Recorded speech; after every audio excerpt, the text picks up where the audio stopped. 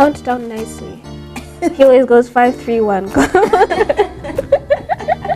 Bottom line is, he was rich and he was young. And he was a ruler, he was an influential person in the society. Welcome to Energ-Aid, a program for young people just like you and I.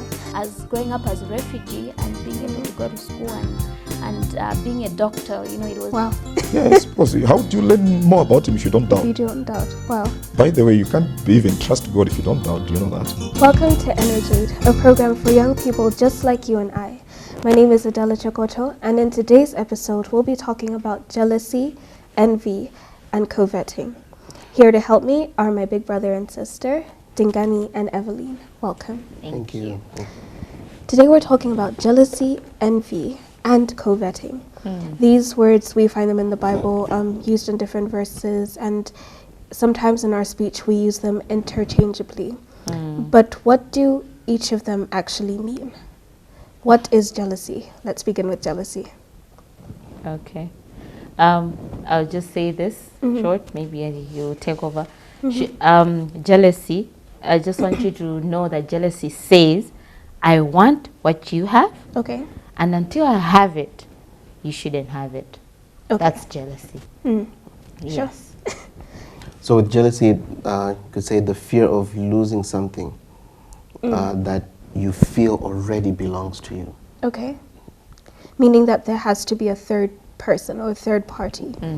The others may go with, 1, 2, but when it comes to jealousy, it's between 3. Yeah. Sure. And envy.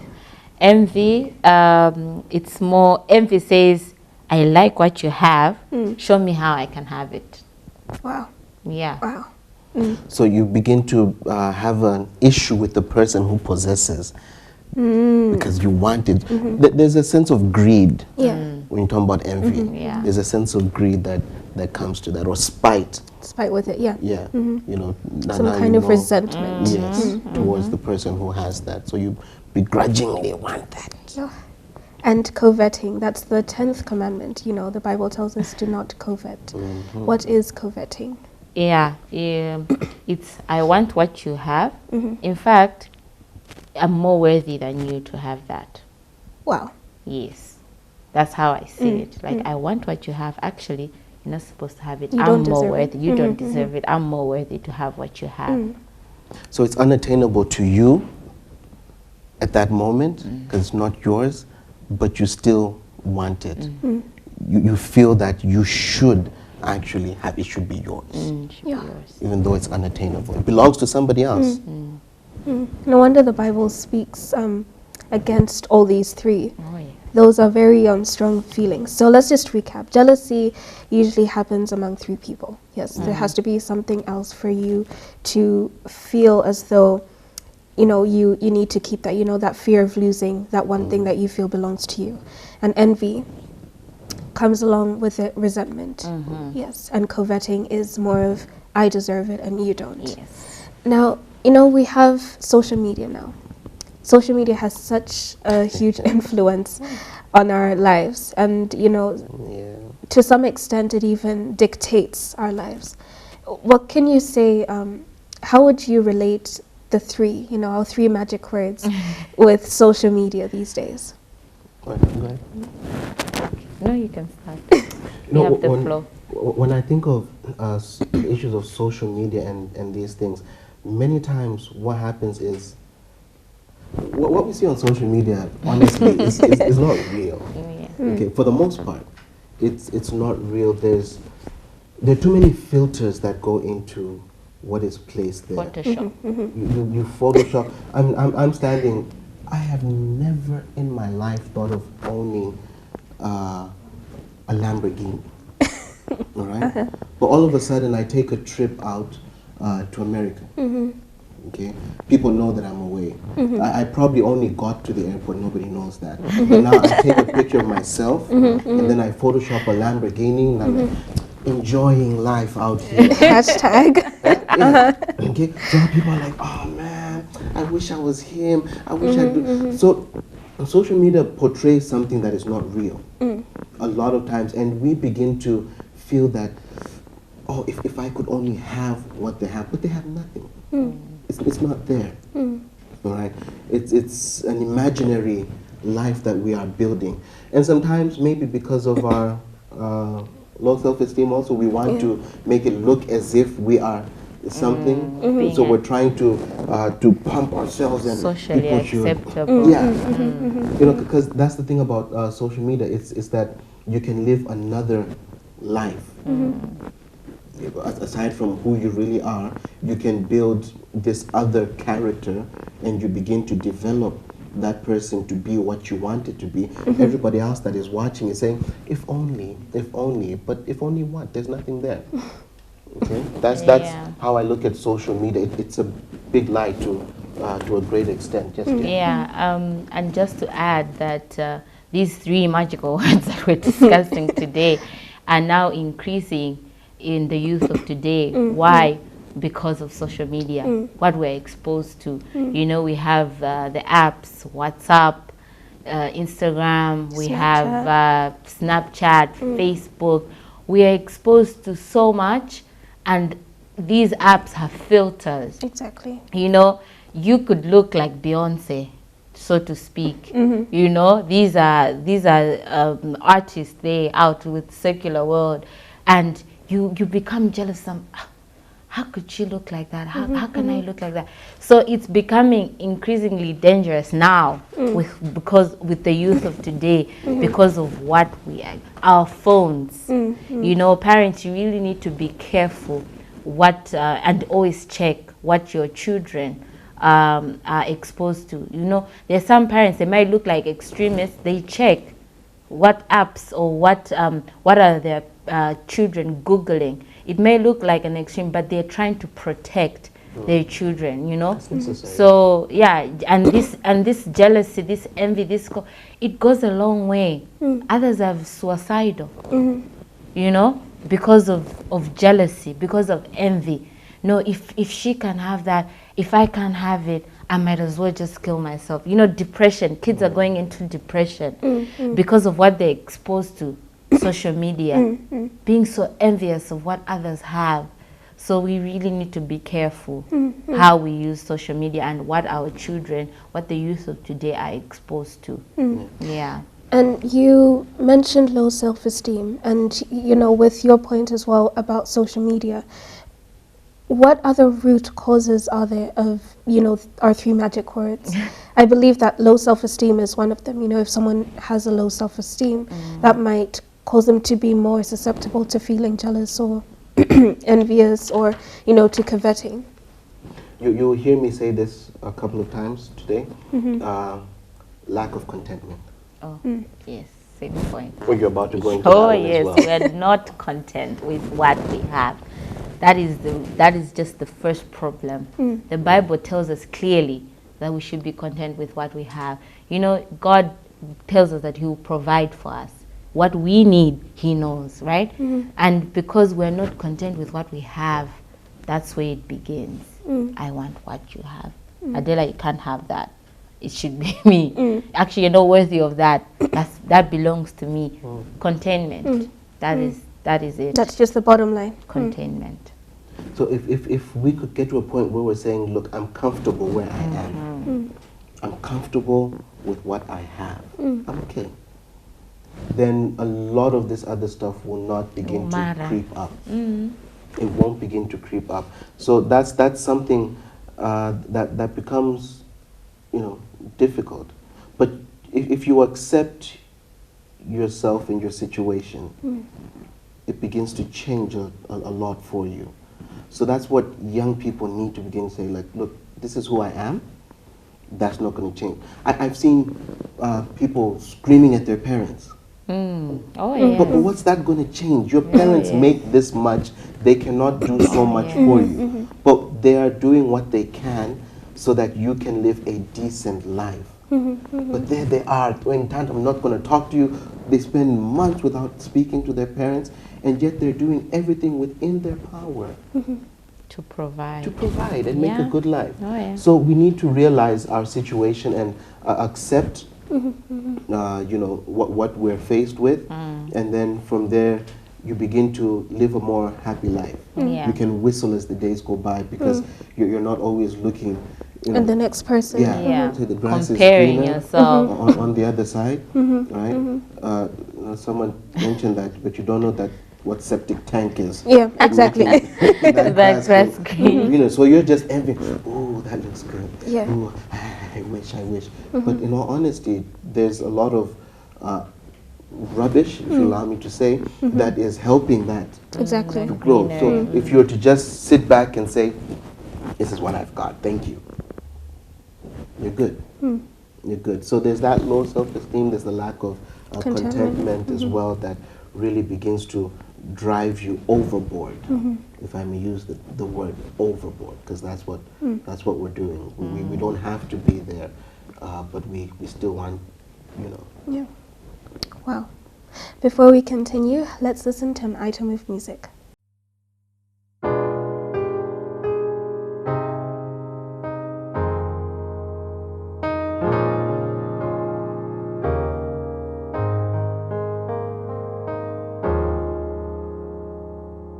Great is thy faithfulness, O God, my Father. There is no shadow of turning within. Thou changest not, the compassions they fail not. As thou hast been, thou forever will be. Great is thy faithfulness, great is thy faithfulness. Morning by morning, new mercies I see. All I have needed, thy hand hath provided. Great is thy faithfulness, Lord, unto thee. Summer and winter and springtime and harvest, sun, moon, and stars in their courses above, join with our Nazarene manifold witness to thy great faithfulness, mercy, and love. Great is thy faithfulness, great is thy faithfulness. Morning by morning, new mercies I see. All I have needed, thy hand hath provided. Great is thy faithfulness, Lord, unto thee. Great is thy faithfulness, great is thy faithfulness. Morning by morning, new mercies I see. All I have needed, thy hand hath provided. Great is thy faithfulness, Lord, unto thee. Great is thy faithfulness, Lord, unto thee.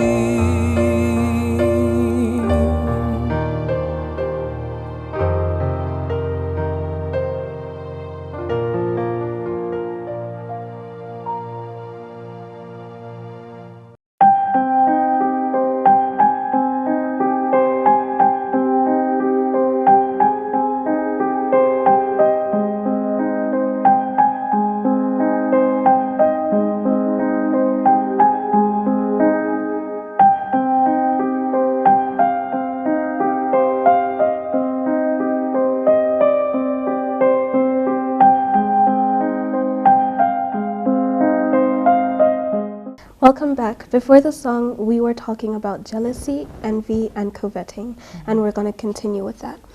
Now, what are some of the practical steps that we can take on how to deal with these three things? You mentioned, Pastor and Evelyn as well, that we need to get to a place where we're actually content with what we have. What are some of the other things that we can do to deal with our three magic words for today?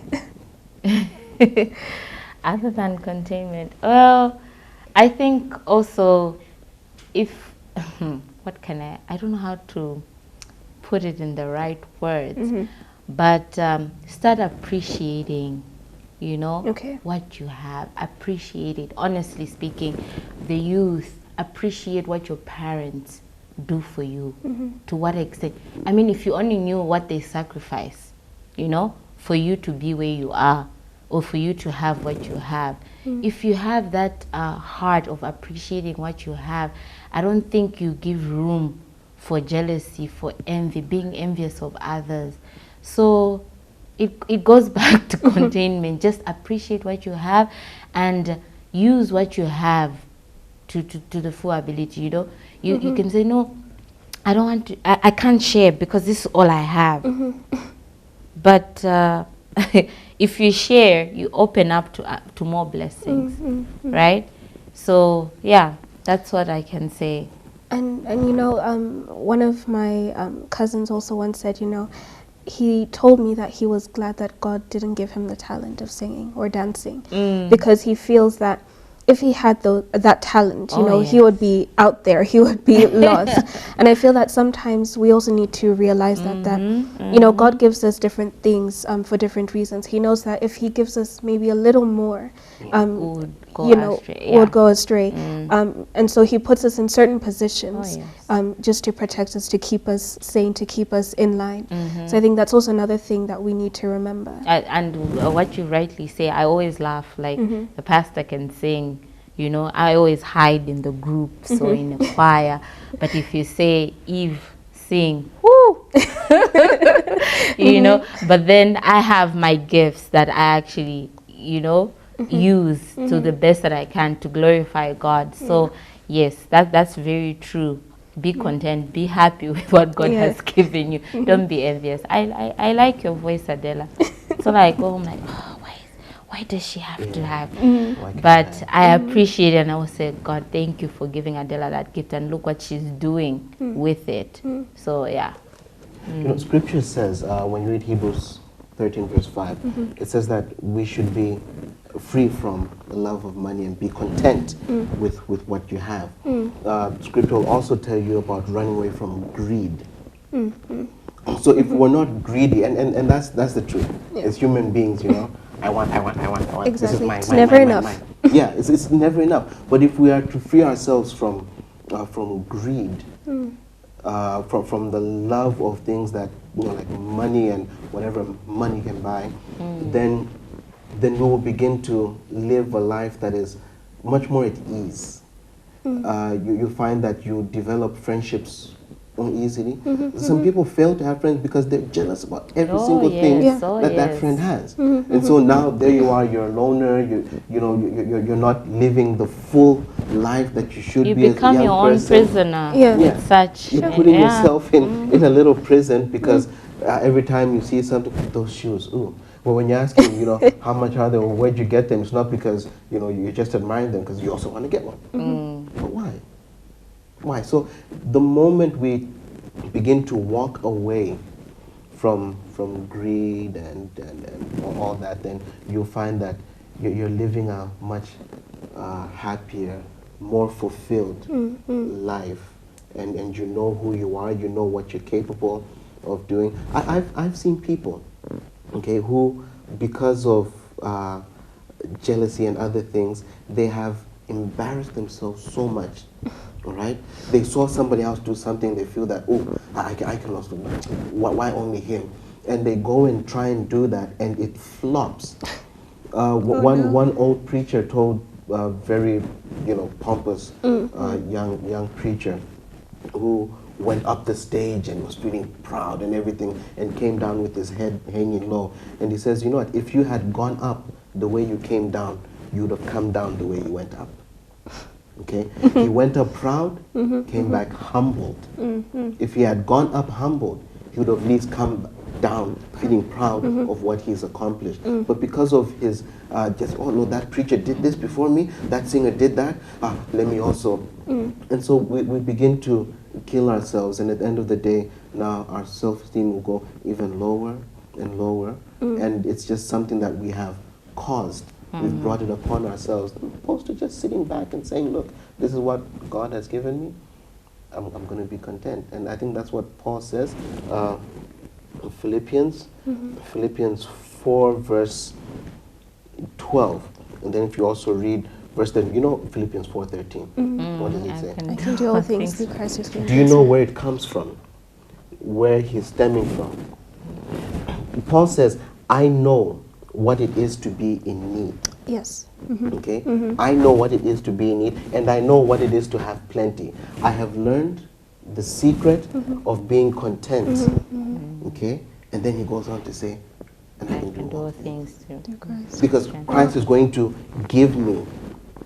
So I'm in need, but look, even though I'm in need, I know that I will still be able to go by, because God is going to give me the strength to go through whatever I'm liking, whatever I'm struggling with. I will still manage it because God is going to give me the strength. So again, if you are honestly content and you say, Lord, this is what I have, help me get by with it, then you're good to go. You'll be good to go. And in as much as what we have discussed refers mostly to the youth, but also parents out there, we should be careful what we do around the home, because there are families that are in competition. You know, they're there, That's and true, the children are exposed to that. And they're growing with that attitude, because mom and dad will say, Mr. So-and-so, oh, they bought that car. How did they manage? And you end up going into debt. Because of that. Because of jealousy, because of envy. But it's what you're feeding your children. They see, they pay attention, and they're growing up to be teenagers who are full of envy, who are full of jealousy with whatever that surrounds them. So in as much as we are referring to the youth, but also you as parents have to play a role in your homes. It begins at home. Yeah, that's what I wanted to say. Yeah. Yeah. Well, thank you so much for joining me today. Well, I hope that was clear, and I hope that you have been blessed by this program. I hope that God will guide you and will help you as well to, escape from this prison of jealousy, of envy, of covetousness. You are with me, your host, Adela Chokoto, right here on Hope Channel Malawi with your program, Energ-Aid. Join me again next week. And remember, you can do all things through Christ who strengthens you.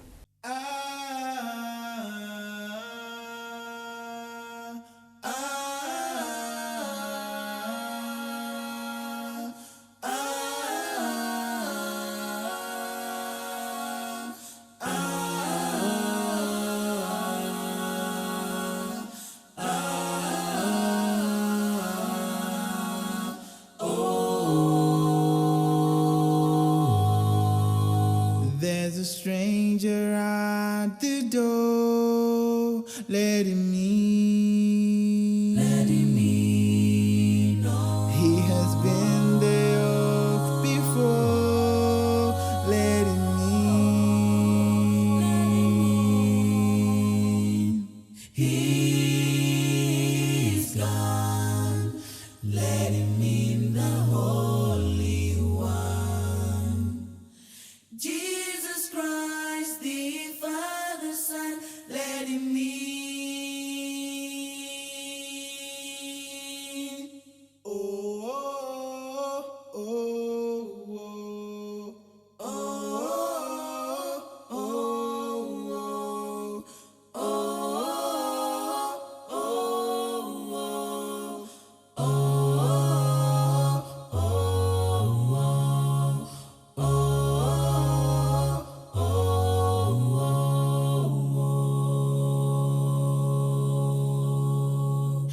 Open up to him your heart, let him in.